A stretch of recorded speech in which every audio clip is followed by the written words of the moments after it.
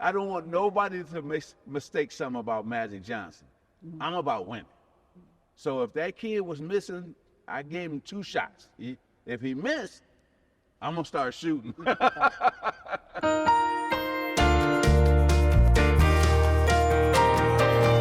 Magic, thank you for doing this. Oh, my pleasure. I'm really excited.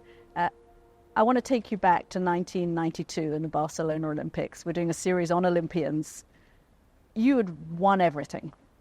What was different about the Olympics? Well, the first time that NBA players actually got to participate in the Olympics, that was different. So now Commissioner Stern is allowed to pick 10 of the best in the world of basketball players. And when I got that phone call that I was one of the guys that he wanted to play, I was screaming and hollering, and it was the greatest moment of my life, especially coming after I had retired, coming off of HIV. So personally, I needed this too. And so it was such a great honor to represent my country, the Laker organization, my family. So he says, I'm glad you're happy, but there's one catch to it. I said, okay, Commissioner Stern, what is it? He said, you have to talk Michael Jordan and Larry Bird into playing. I said, oh, that's all I have to do to get on the team?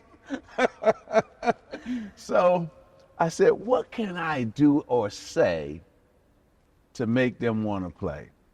Larry was big on his family. So I said, I'm going to go with that angle on Larry Bird.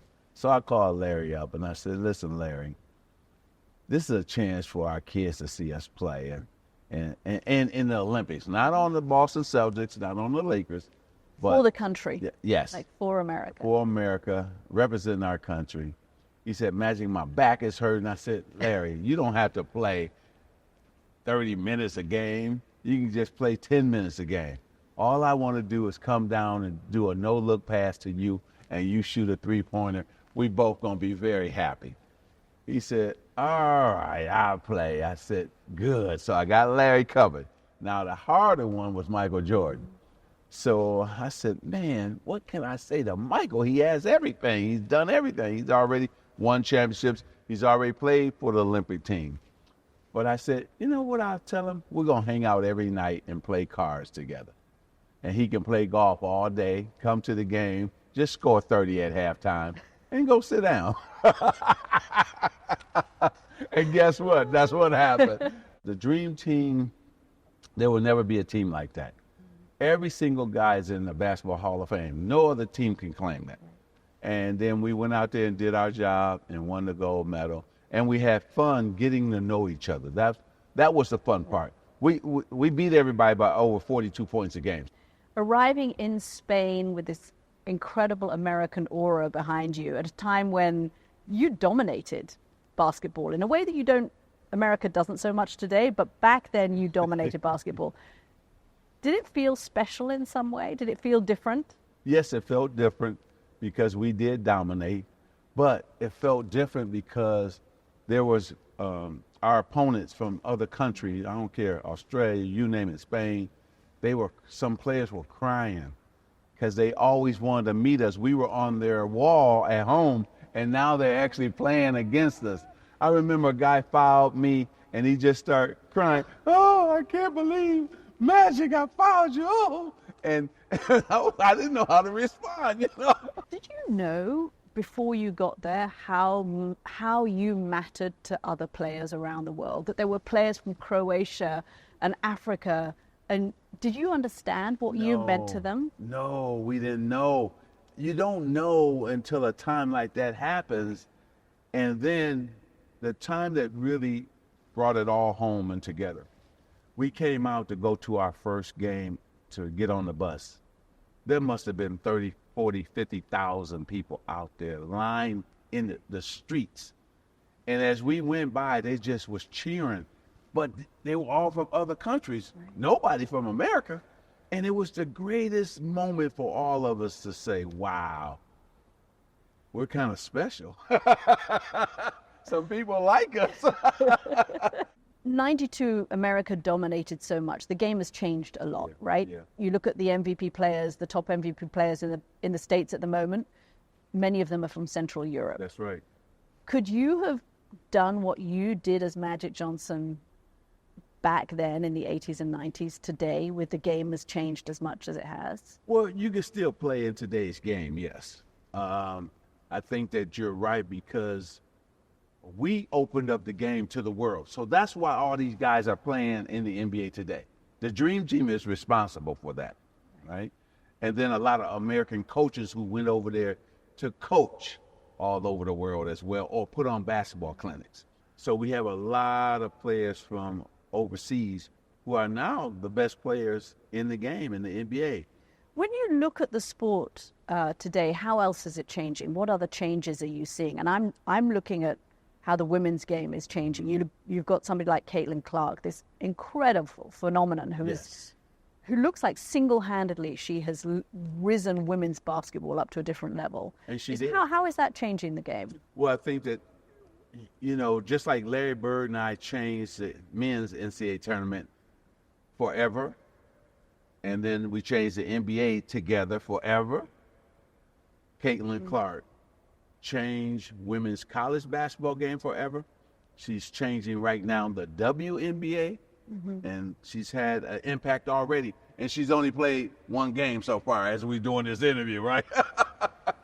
So let's talk about you. You have two names, Magic and Irvin. Yes. How are they different? Magic is extremely competitive. I like to win at everything. I don't like to lose at nothing. And he's, because of that, he's a disciplined man, perfectionist. He likes to do everything the right way. He's driven. And then Irvin is smart. He likes to really be by himself. Irvin is like to be in a quiet room, chilling, and he loves deal making. So you have two personalities and two different people. Who am I talking to? Right now is Irvin. When you start talking probably revenues and all that, you're talking to Irvin or Mr. Johnson. I messed up. I was calling you Magic. It should be Mr. Johnson, sir. Yeah, no. Your dad played basketball Yes, too, right? Yes. And I hear he was good. He was. They told me he was good, and unfortunately, he had to drop out. Why? To make money, to drop out of school, to help his parents put food on the table. He had to take a job, and back then in the South, a lot of times that's what you had to do. He grew up in a poor family, and so you had to fight for to get money to put food on the table. So he had to go get a job and drop out of school. Was that sad for you to realize he never got the chance to do what you've done? Of course. And I told him that many times, and also I said, Dad, I'm going to play for you and myself. And so if you go back in history and look at all my MVPs, I dedicated to one person every single time, and that was my father. Basketball's a sport. I'm not going to pretend for a minute that I know anything about basketball, okay? But I've been told. Basketball is a sport where stars really matter. Yes. What was different about you is that you were a passer. You passed. Why? I always first wanted to make my teammates better and put them in a position to be successful. But the one story that changed my life was I was a dominant scorer when I was a little kid. In school? 7, 8 years old, 9 years old. So the score would probably be 25 to like, let's say 10 or 15. I would have 23 of the 25 points. And if it was 30 to 20, I would have 28 of the 30 points of my team. And one day, as we're coming out, we won the game, I could hear parents talking about, that kid, that Johnson kid, he's taking every shot, he's scoring all the points. And also my teammates responded to their parents, yeah, I'm mad I didn't score. And that hurt me a lot. That they were sad. Yeah, that they were sad that they didn't score. So I told my parents as we were driving home and told them, I started crying because they were disappointed at me, like I was taking all the shots. And so my father just said, well, what are you going to do? What are you going to do about it? Yeah. And I said, well, I don't know right now, Dad, but by next Saturday, I'm going to figure it out. So what I did was I decided I was taller than most of the kids too. So when I would get the offensive rebound, when one of my teammates would shoot, instead of me putting it right back in because I'm up under the basket, I would pass it back out and give them more shots and more opportunities to score. And I kind of like that feeling. As long as we won. So once we won, I said, cool. I don't want nobody to mistake something about Magic Johnson. I'm about winning. So if that kid was missing, I gave him 2 shots. If he missed, I'm going to start shooting.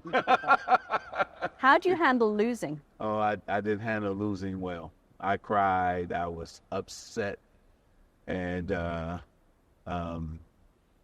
it didn't sit well with me. And I'm such a competitor, and I think it made me a better basketball player. Mm-hmm. Every time I lost, I just did a deep dive into the reason why we lost. And I wanted to make sure it didn't happen again. I didn't never want that feeling again. And so I carried that to high school, I carried that to college, and then to the NBA. 1991, you're diagnosed with HIV. You just got married. Cookie's pregnant. How did you feel?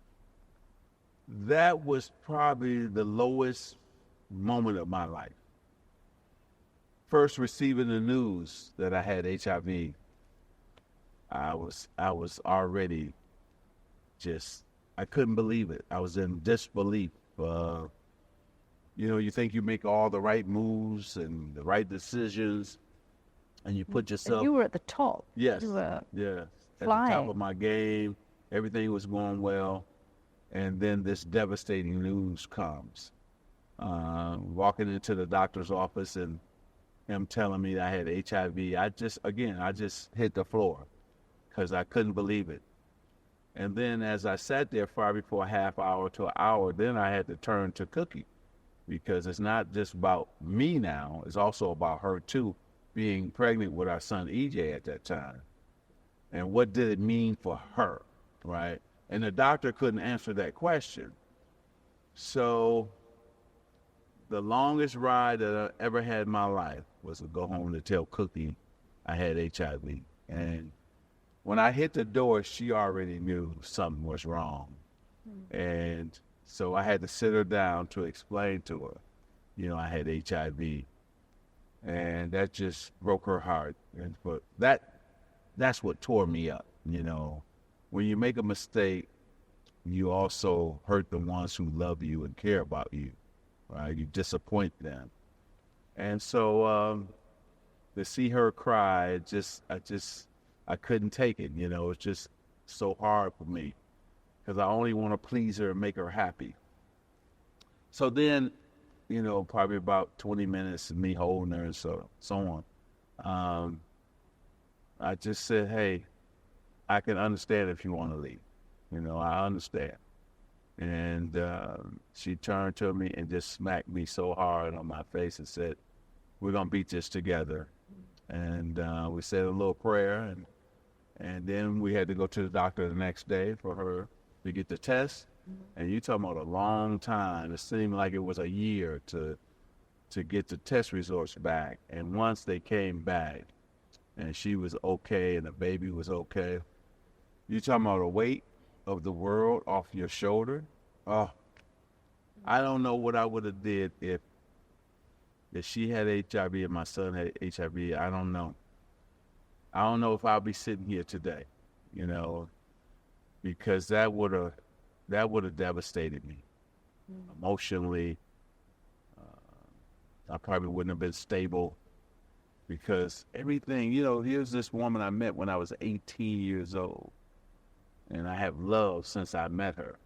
And so I just couldn't take it if something had to happen to her. So with her being okay, now I can focus back on me beating this and being here for a long time. There were basketball players who didn't want to play with you. That's right. Or against me. Or against you. Because they were afraid. That's right. How did you feel at the time about that? How do you feel today about that? I was upset then. Angry? Yeah, very angry, and so, but I got to give Commissioner David Stern a lot of credit. When he allowed me to play in the All-Star game, that changed people's mind. And they saw that first, nothing was going to happen to them. They saw me play at a high level, and not only changed the basketball player's mind, it changed the world. Right. And then the Dream Team took it to another level, right? Instead of uncertainty, there was love and respect. And now people got more educated after the Dream Team. But yes, was there a heavy burden on my shoulders? Of course, because when I would go to the games, you could see people were afraid to shake my hand or hug me like they used to. It was you could see it, and then I said, okay. So I had to really, just adjust to that. Right. Until they got comfortable again, right? So I'm a guy who can adjust. Thank God I had that in me. I think I was the right person. I was the right person at the right time, because I will say this to you. I don't think another man could handle this situation, right? Being that public, a lot of the sponsors dropped me. Right? So they didn't want me to represent their companies anymore. So a lot was going on at the same time. And so thank God my father built me to be strong. And you were the right person. I was the right person to get infected with HIV. At the time it was a death that's sentence. That's what I'm saying. It was the right person, death sentence, could handle it all. So nothing but God that blessed me and put me in this situation. And so... And here I am 32 years later. One of the longest running surviving activists in the field. Talking of adapting, congratulations, you've just been named one of only 4 American athletes who've become billionaires. Ooh. From a poor kid growing up to even think about that is a blessing, I've always wanted to become a businessman after I was done playing. Has your success in business, in a whole kind of range of things, hotels, sports centers, soft drinks, I mean, you've done it all, has it made it easier to make that transition from being defined as one of the world's greatest basketball players to being something else? I always wonder how people who've been so great at something then kind of redefine themselves when that thing stops being the center of their life. Perfect word, to redefine. I think that reinvent, redefine. Yes, we have the blueprint. I have the blueprint. Can everybody do it? No, they don't. They're not going to be willing to put in the time that I put in. See, this camera is rolling now. I'm laughing, having a good time. But I'm up at 4 o'clock in the morning. You're in bed at 8 o'clock at night. I go to bed at 8. Everybody know, don't call my house after 8 looking for me, because I'm going to be asleep. See, I gravitate toward knowledge. I want to be smarter every single day. So for me to sit here, I'm honored, because I know you and what you have accomplished. And I like to be around smart people and accomplished people, greatness. I love rubbing elbows with that. There are a lot of young kids going into the Olympics, right? Some of them are crazy, 16. Yes, very young. Very young. What's your advice to young athletes who are at the top of their game already in their teens? First, enjoy the moment and live in the moment. Love Paris. Yes, love Paris, enjoy it, enjoy being 16. That's the first thing. Second, you're earning money. Please get you a business manager, please. I didn't know money when I grew up. My parents didn't know money. So when I got to the NBA, I had to find people who knew money. That's why I'm sitting here, right? I did something different from most athletes. I got me a true business manager to teach me. So young people out there, enjoy the Olympics, enjoy yourself, but you're gonna make money. So make sure somebody is there who has the knowledge to help you understand. They forget this one thing. There's taxes to that money. So if you're making $200,000, $300,000, young people, the IRS will be calling. So enjoy yourself, meet people from all over the world, and then don't get ahead of yourself. And I think a lot of young people sometimes, they get burnt out or their sport, or now they think their parents can't help them or tell them nothing because they got this gold medal or they achieved greatness. No, your parents are there for a reason. They know everything you're trying to achieve, everything you have to go through, your parents already been through it. So lean more on them as you get success, not go away from them. Lean more on them.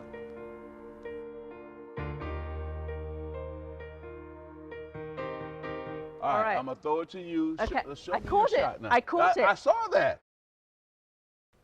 No, too high.